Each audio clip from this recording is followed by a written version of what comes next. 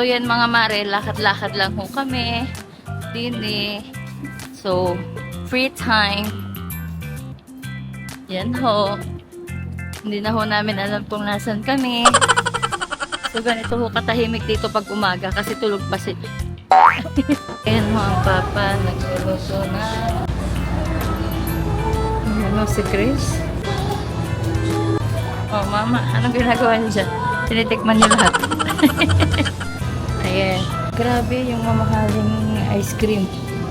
Diba? Oh, ang daming flavor. Tapos ayan, marami silang pagpipilian. Tapos ayan po, marami din silang ganyan. Kita niyo ba ho? Ito naman yung sauce.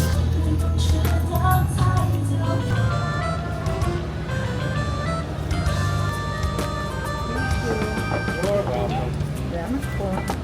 Pour some on, eh? Yeah. Ayos naman sa live. Gusto mo papasabaw. Mga gulay naman yung healthy, di ba? Yan mga mare, ang kain namin. Kita na gaho yan.